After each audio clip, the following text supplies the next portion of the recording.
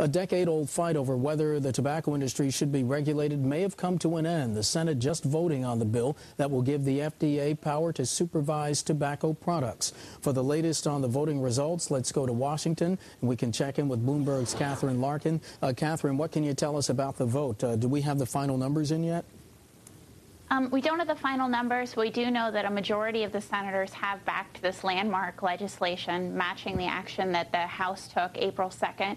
And they're going to send it to the president for signature after what they expect to be a short conference meeting just to work out some minor differences between the two bills. What were the new powers that are going to be granted to the FDA under this legislation?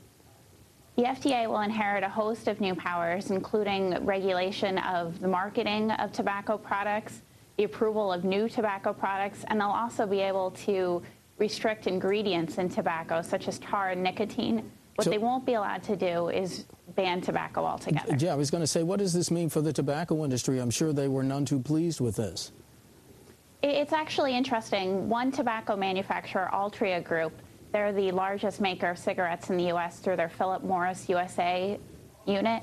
They actually support the legislation, whereas Reynolds American and Lorillard, the second and third biggest makers in the U.S., they don't support the legislation, and they've opposed it on the grounds that they say these new restrictions will lock in Altria's leading market share. And as I mentioned at the beginning, Congress has failed to agree on a tobacco regulation bill for more than a decade. What changed this time around?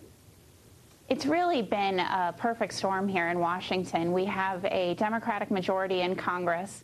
We have a president who kicked the habit last year and has really wanted to push this as part of programs to reduce health care spending. And also consumer sentiment has changed, too. A lot of cities and states are imposing bans on public smoking. Airports and airplanes have changed their rules in the last decade. It's really just been 10 years in the making. And what's the projected time frame for enacting the bill? Well, as I said before, they're going to conference next, and both House Speaker Nancy Pelosi and Senator Christopher Dodd, who was sponsoring the bill in the Senate for Senator Kennedy, they both think that this will happen very quickly. They'll get to the conference, work out the minor differences, and get it to the president pretty soon for a signature. And we should mention that that final vote was 79 in favor, 17 against. Catherine, thank you so much for joining us. Catherine Larkin in our Washington bureau.